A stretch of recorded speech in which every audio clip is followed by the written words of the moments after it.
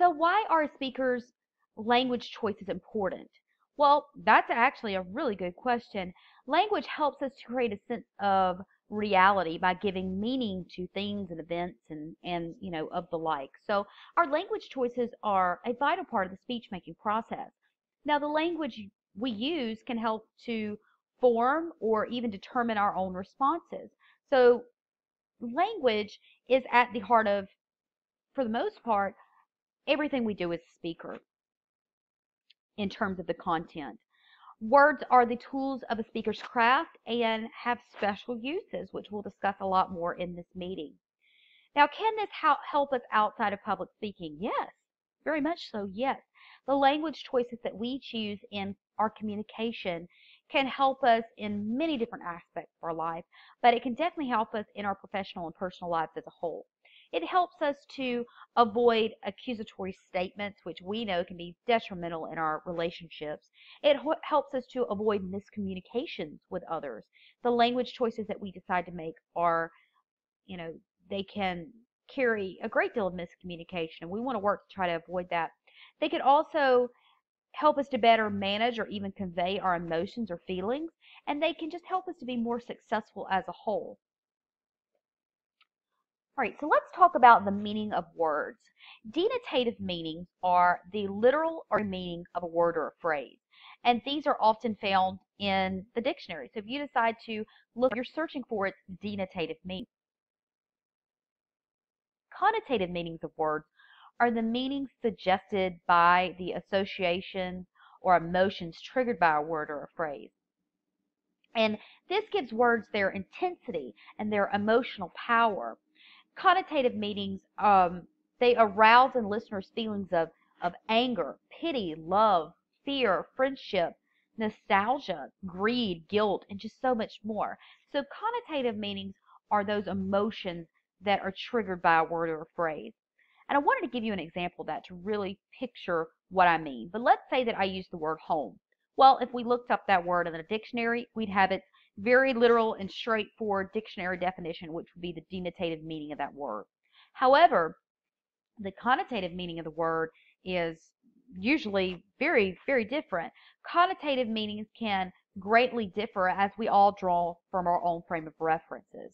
So while I think of the word home and I think of it being a warm and cozy and comforting and loving place because that's my frame of reference for it.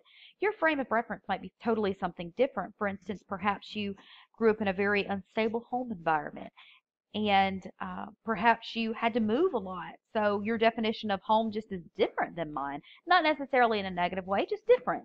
And that's okay too. But that is the connotative meaning of a word. Now, choosing words skillfully for their denotative and connotative meanings is a crucial part of the speaker's craft. So, what meanings are the best choice? Well, not so simple as to answer denotative or connotative here. It really just depends on the audience, the occasion, and even the speaker's purpose. For example, so like I was saying, choosing words skillfully for their denotative and connotative meanings is just a crucial part of the speaker's craft.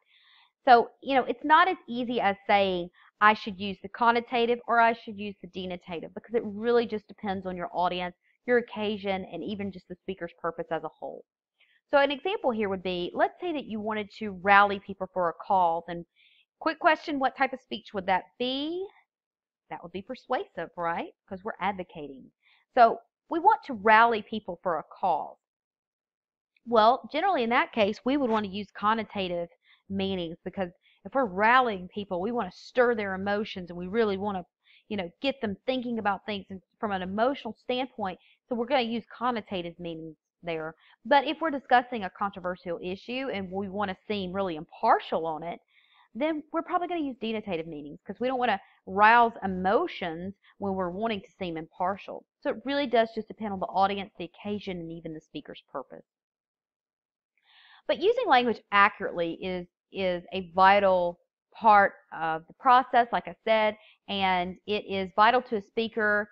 It's just as vital to a speaker, as using numbers is, accurately, at least to an accountant. It is a part of your craft. So when used incorrectly, language can destroy your credibility. A good rule of thumb that I like to tell my students is, when in doubt, consult a dictionary or a thesaurus to make sure that you are choosing the best words to express your ideas. And real quick, most of us already know this, but just in case, a thesaurus is just a book of synonyms. So we want to make sure that we're using our words correctly so it does not affect our credibility. So how can we use clear language choices? Well, first, we always want to strive to use familiar words. Don't try to go outside of your comfort level, and definitely don't try to go above your audience's vocabulary level. We want to make sure that we are reaching our audience members and not talking over them, because that's not something that a responsible speaker would choose to do. We also want to work to choose concrete words and, using abstract words sparingly. Concrete words, by definition, are just words that refer to tangible objects. They're often better at claiming the listener's attention. Abstract words are words that refer to ideas or concepts. They are much easier to misinterpret than concrete words, so we want to try to use concrete words instead of abstract words. We also want to eliminate clutter.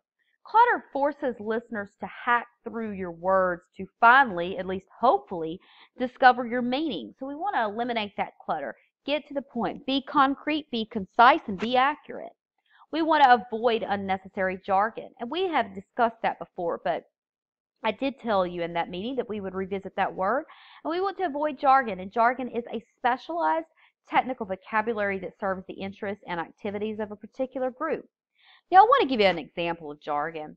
I worked in the hospitality industry for many years, and in fact, one of the businesses that my husband and I own is a hospitality company. It is, well, actually, it's a property management company, but we do work a little bit in the hospitality side as well. So one, or actually two phrases that come to mind in terms of the hospitality industry, two pieces of jargon there, would be front of the house and back of the house. And if any of you have ever worked in the hospitality industry, specifically in restaurants, then you would know that front of the house is going to deal with servers, hosts and hostesses, people that really have hands-on experience with the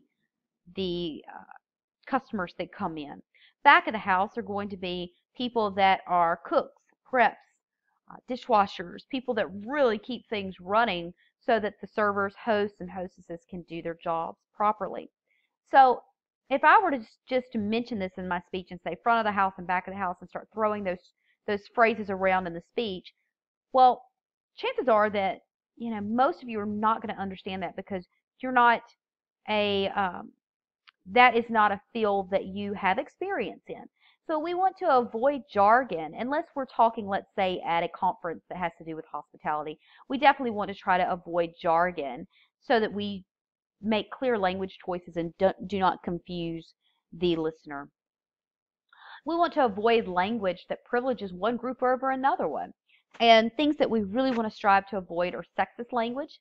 That's going to be language that negatively influences the way listeners perceive men or women.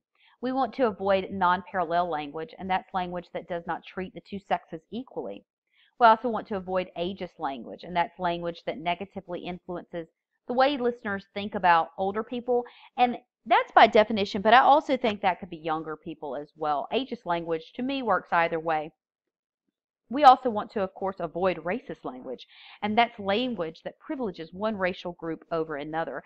And this is language that I hope you choose not to use anyway, but certain things they do fall into these categories and we don't even realize it, so it's important to note these things.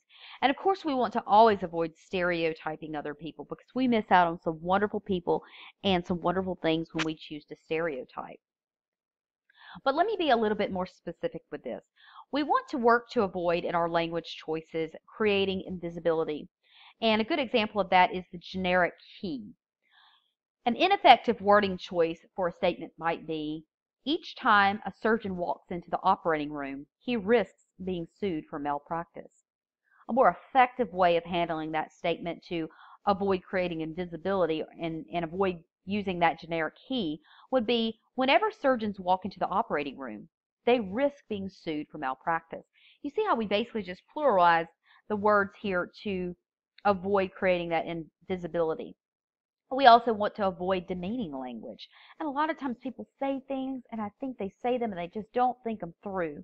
So you want to avoid demeaning language, and that might be saying, the old lady, or sometimes we just say stupid things like dumb blondes or computer geeks. Well, that's demeaning. It's very demeaning. And if that language were turned on you in some way, it would probably bother you. So why would we use it on someone else? We also want to avoid dismissive language. I hear individuals say all the time, oh, she's just a typical female. That's why she's so emotional. Or he's just a man. He never listens. We want to avoid dismissive language. It's not language choices that an educated person should choose to use. So we want to avoid that as a whole. We also want to avoid undue emphasis on differences. I'm not sure why people do this, but a lot of times you'll hear people say, they'll point out differences of other people that's really not relevant.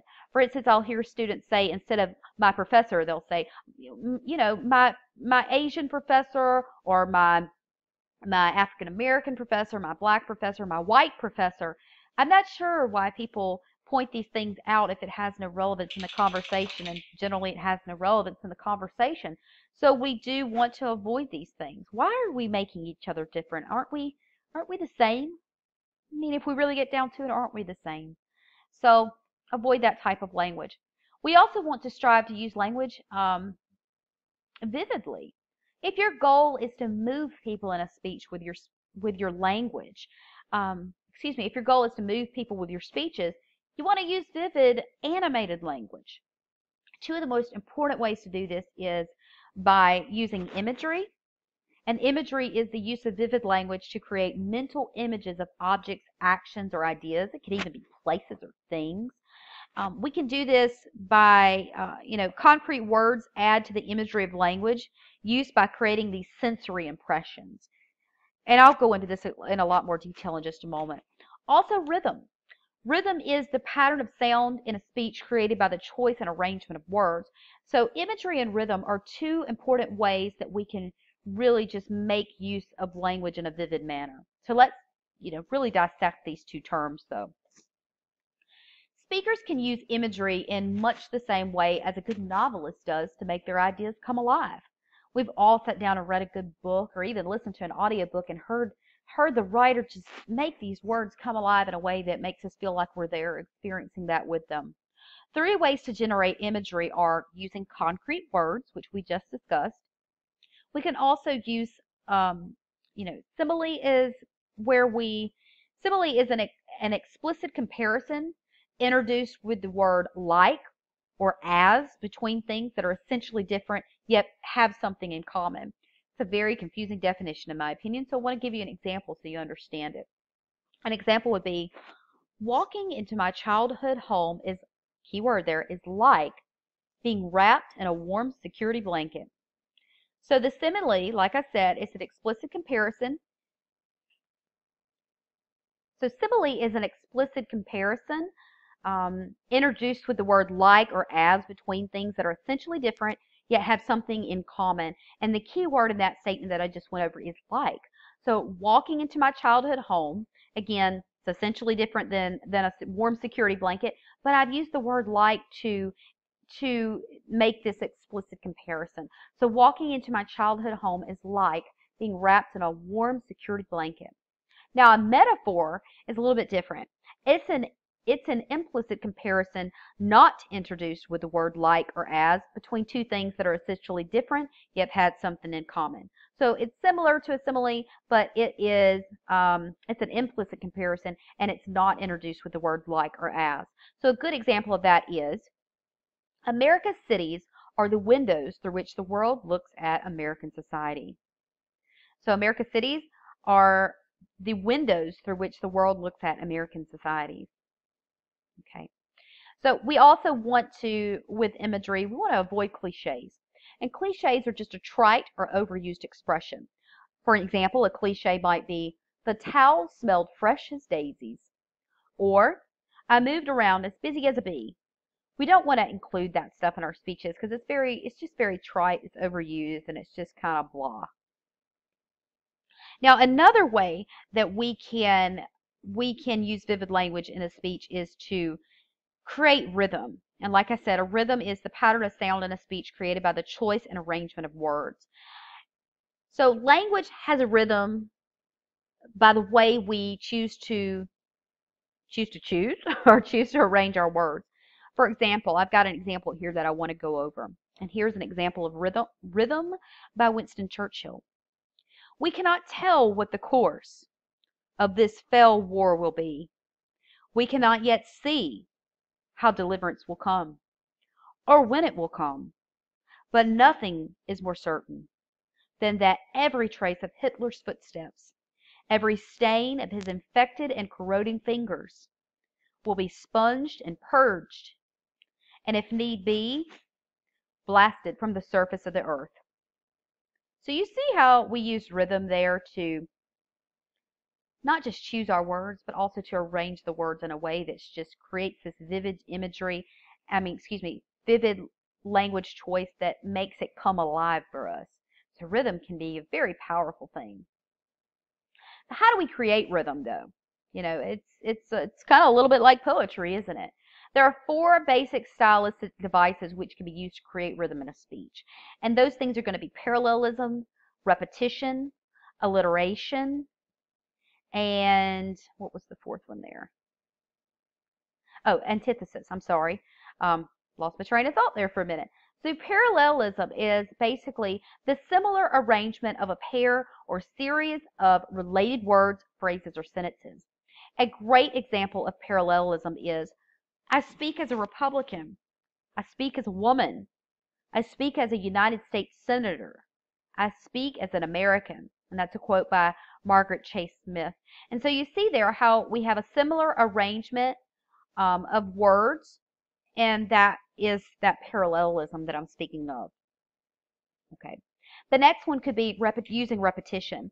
And repetition is a reiteration of the same word or set of words at the beginning or end of successive clauses or sentences. So we're reiterating the same word or the same set of words at the beginning or end of successive clauses or sentences. A great example would be, if not now, when? If not us, who? If not together, how? That's Gordon Brown. So you can see there how we are reiterating the if not, if not, if not. And that is how we are creating repetition. Alliteration is where there's repetition of the initial consonant sound of close or adjoining words. A good example of that would be, nothing great is accomplished without cooperation, compromise, and common cause. So we are using repetition of the initial consonant sound. It would just be the co here, I guess is how you would say that. But nothing great is accomplished without cooperation, compromise, and common cause. And then we have, let's see here. And then we have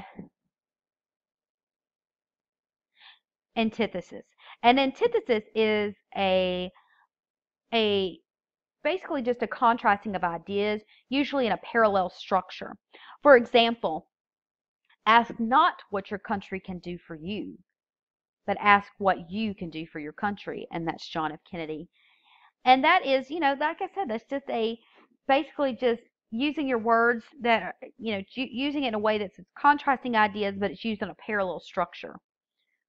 Okay, so creating rhythm, if we really look at these things, it can be done, and it's not as difficult as we might seem. So basic criterion for the effective use of language in public speaking is be accurate. We always want to strive to be accurate with our information. Be appropriate. Being appropriate is something that sometimes gets overlooked, but being appropriate to the occasion, the topic, and also your audience is vital in public speaking. We want to be concise, be clear, be concrete, and be interesting. Basic criterion for that. Okay. So the delivery methods, we've already went over the delivery methods, so I'm not going to go into that yet again for you because I know you're going, okay, I know, but just don't forget that the delivery methods are manuscript, memorized, impromptu, and extemporaneous. And extemporaneous is used because it's just more adaptable to more situations than is from speaking from manuscript, and extemporaneous is what we use in this class. Nonverbal communication. Okay, so you have to remember that your speech is not just consisting of verbal communication, but it's also nonverbal communication. Nonverbal communication is communication based on a person's use of voice and body rather than the use of words. Don't forget that when a speaker's body language is inconsistent with his or her words, listeners often believe the body language rather than the words themselves. So it's very important that our verbal communication matches our nonverbal communication. And the previous example that I used for this was, let's say that you are having an argument with your significant other, and your significant other asks you, "Are you okay?" And you say, "I'm fine." But your arms are crossed on your chest, your face is squinched up, and you say it in a way that says, "I'm fine." Well, we know that, first off, the verbal message that we're giving off is not consistent with our nonverbal communication. And in that situation, I would hope that your significant other would believe the body language rather than the words themselves, like most of us would. The speaker's voice. These are a few things I do want to cover here because it does pertain to that nonverbal communication, and it can affect the way that your message is perceived. So the aspect of the voice of a speaker should work. The aspects of the voice that a speaker should work to control are volume, and volume is just basically the loudness or softness of the speaker's voice. So we always want to work to project our voice so that people in the back of the room can hear us clearly. If you see people leaning towards you or kind of having that look on their face of not quite sure what they said, try to speak up a little bit. It could be that your volume is just too low. Pitch. Pitch is the highness or lowness of the speaker's voice. So, you want to think in terms of inflections. We want to work to have changes in the pitch or tone to avoid being monotoned in the speech. And that's my next point. When we're monotone, we have a constant pitch or tone of voice. So we might sound like this the entire time we are doing our speech because we're sounding very monotoned. Well, that is something we want to avoid. It actually reminds me of Ben Stein, the Dry Eyes commercial, if you've ever seen that, where he goes, "Dry eyes." Okay, well, that's being monotoned, and it's not keeping the audience's attention by any means. Then we also want to work to control our rate, and that's the speed at which a person speaks. I'm not sure that I've ever had anyone speak too slow, but speaking too fast is a very common thing. So try to control that rate, try to be conscious of it, and try to speak at a rate that is clearly understood by your audience members. And then pauses. Pauses are also a good thing. They can also help us to control our rate. Pauses are just a momentary break in the vocal delivery of a speech. Now, one thing we do want to avoid, though, is vocalized pauses, and that is also called verbal fillers. You'll hear me refer to that a lot as verbal fillers. And vocalized pauses or verbal fillers is a pause that occurs when a speaker fills that silence between words with vocalizations such as or or and so. Those are things that we often use as a vocalized pause. You want to avoid that. Just remember that it's okay to have a pause, a momentary break in the vocal delivery of a speech, but we want to avoid vocalized pauses. Vocal variety is another thing that a speaker should always work on, and that's going to be changes in the speaker's rate, pitch, volume that give the voice variety and expressiveness. They just make a speech more dynamic as a whole. We also want to work on pronunciation and articulation. Pronunciation is the accepted standard of sound and rhythm for a word in its given language. So pronunciation, having proper pronunciation of all the words in your speech is absolutely vital. Without having proper pronunciation, then you risk losing your credibility with your audience. Articulation is the physical production of a particular speech sound. So a good example of poor articulation would be saying have to instead of have to. So I might say, I have to go and, well, you're not have to anything. I have to. I have to.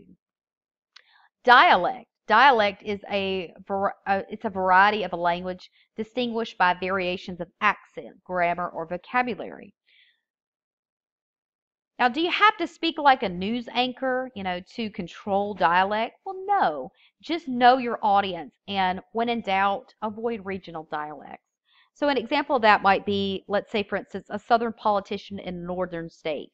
Well, that Southern politician is probably going to choose to control their dialect a little bit more because they're in an area where their dialect might not be clearly understood. However, if they were giving a speech in the South, then they might allow their regional dialect to be a little less controlled because that's their audience and that's their setting. Okay, body language. Body language is a very important part of your delivery. So why is body language so important? Well, like I've said before, when a speaker's body language is inconsistent with his or her words, listeners may believe the body language rather than the words themselves. So let's say that you decided to describe yourself as an energetic and enthusiastic person. You were introducing yourself to a group of people. Well, if you said, I'm a very enthusiastic and energetic person, well, it doesn't sound like it, does it? So people probably aren't going to believe that about you because your body language is so inconsistent. Now, the major aspects of physical action that will affect the outcome of your speeches are going to be your personal appearance. Be aware of that when you deliver your speeches. What does your personal appearance look like? Do you look like you're a credible, well-researched, responsible speaker? Also, your movements. Are you fidgeting? If you're fidgeting the entire time, it's very distracting. So you want to work to not fidget.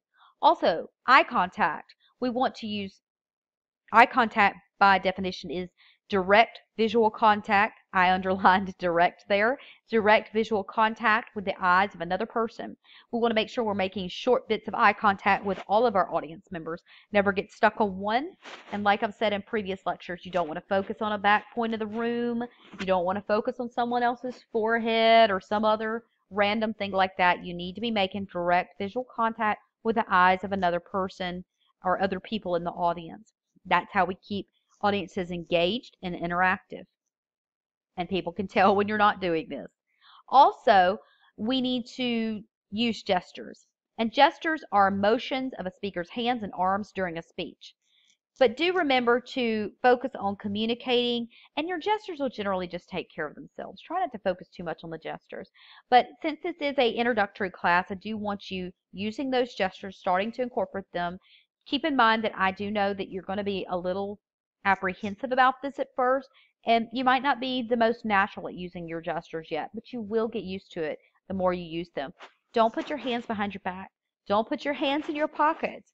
Don't slap your hands by your side and never move them. We want to use controlled, small gestures as this makes our speech more dynamic. Okay, now I've talked about this in a previous lecture. In this course, we will not be using question and answer sessions at the end of our speeches or even during our speeches. Just not something that I want you to do in this course. However, you could use this in your career one day, so I do think it's something that I should talk about with you. We want to always, if we decide that we're going to need a question and answer session, I'm going to call it a Q&A session. So there's a little bit of jargon there for you, but I did define it, so I think we're good. We want to prepare for the Q&A session. And to prepare for a Q&A session, we can formulate answers to possible questions in advance. This will help us to be better prepared when those questions might be asked to us. We can also practice the delivery of your answer. So not only did you formulate your answer, but practice the delivery of your answer as well. We also can better manage a Q&A session by approaching questions with a positive attitude. Don't sound negative when you have to answer a question. If you want a good example of that, watch the interviews often given by athletes. We have some that are very positive with their answers. We have some that are well rehearsed, have formulated answers in advance, and have practiced those answers. And we have others that are not positive. They're very negative. They don't want to answer certain things, or they're just not prepared. So that might be a fun little activity for you, is just to kind of check that out if you're interested in sports. Also, we can better manage our Q&A sessions by listening carefully. We can direct answers to the entire audience instead of just the person that asked us that question. We also want to be honest and straightforward with our answers as much as possible, and also work to stay on track with our answers. Don't beat around the bush. Stay on track, answer the question if you feel comfortable with it at least. Okay, let's discuss visual aids for a little bit though. Why do we use visual aids in speeches? You'll be using visual aids in in your demonstration speeches. You might choose to use them in a student choice speech, an informative speech, or even your persuasive speeches. But you'll definitely be really manipulating the visual aids when you demonstrate something and so forth. But visual aids have four major functions. They help to support complex information. They help to emphasize or reinforce important ideas. They relieve monotony, and they keep the attention of the audience. They also appeal to different learning preferences. So visual aids can be a great thing to use in your speeches if used properly. Make sure to only display visual aids while you're discussing them though. And the reason we don't want to display them completely throughout the speech is because they can be a distraction. People might tend to focus on your chart or your graph that you have up, or your photo, or whatever it is that you're using for a visual aid. They may choose to focus on that and tune you out as a speaker. Now, this does not apply in our demonstration speeches though, because if you're cooking something, you're going to need to go ahead and have that stuff out. If you're demonstrating to me how to do whatever, you're going to need to be prepared and have that out. So that's okay in this class. Doing a demonstration during your speech can reduce nervousness by providing an outlet for that extra adrenaline. We've talked about extra adrenaline being a source of the speaker anxiety. So when we demonstrate things, we are able to move around a little bit, and it reduces our nervousness. Other types of visual aids, though, might be an object of some type, a model.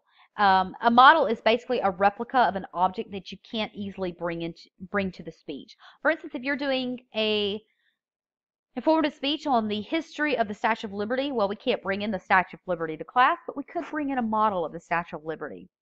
Photographs and drawings are great visual aids to use as well. Photographs can have a lot of emotional power if you're doing persuasive speeches and so forth. Just don't be too extreme with whatever it is that you decide to use for a visual aid, because if we shock the listeners, then they might shut down on us. So just kind of something to always keep in mind with visual aids. Charts. Charts are by definition a visual aid that summarizes a large block of information, usually in a list form of some sort, but there are different kinds of charts. We can have flow charts. Flow charts show the order or directional flow in which processes occur.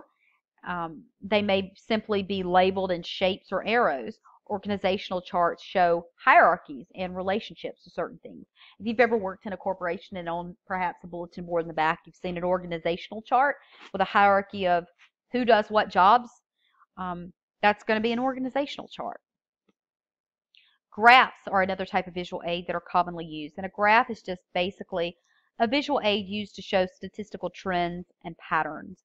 There are many different types of graphs, but we have line graphs, and that's a graph that uses one or more lines to show changes in statistics over time or space. We have bar graphs. Bar graphs are a graph that uses vertical or even horizontal bars to show comparisons among two or more items. So a line graph is the line that kind of shoots up a chart.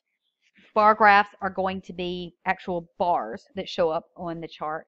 Pie graphs are a graph that highlights segments of a circle to show simple distribution patterns.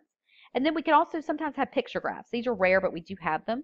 And that it presents data in pictures, each picture representing a number of individual cases. Diagrams, maps, and just so much more can be used for visual aids, so feel free to get creative with that. Visual aid tips though, and I do think this is important because a lot of times we think that using a visual aid is just as simple as using it, but it's not. We always want to prepare visual aids well in advance so that we know that they work in our speech however we want them to work. We want to keep the visual aid simple. Don't make it where it has so much information that the person is focusing so hard on understanding the visual aid that they lose track of what your message is telling them. Make sure that the visual aids are large enough that they can be seen by everyone in the audience. Sometimes we make these teeny tiny little visual aids and not everyone can see them. That can be a distraction. You want to use a limited amount of text on the visual aid. You want to use fonts and colors effectively, not overpowering. Use images strategically. Make sure that the visual aid has a purpose. If it doesn't have a purpose, you don't need to use it. It's better to use no visual aid at all rather than a poor visual aid. You only want to display the visuals when you're discussing them. Always avoid passing around a visual aid because that just becomes such a distraction. Explain visual aids clearly and concisely. Talk to your audience, not the visual aid. I love this one because a lot of times when you're using a visual aid, we tend to talk to the chart. We'll turn around and talk to the chart rather than pointing out things on there and talking to our audience. We want to avoid doing that. Rehearse using your visual aids. This will make using the aid a lot more natural for you. Don't be too extreme with visuals. Audience members will feel like they're violated if you're too extreme with your visual aid, and they again will shut down on you. You always want to check the room and equipment before you perform your speech because anything could happen. Equipment could be missing. I've had lectures before where I've went into face-to-face classrooms. I had the whole thing set up.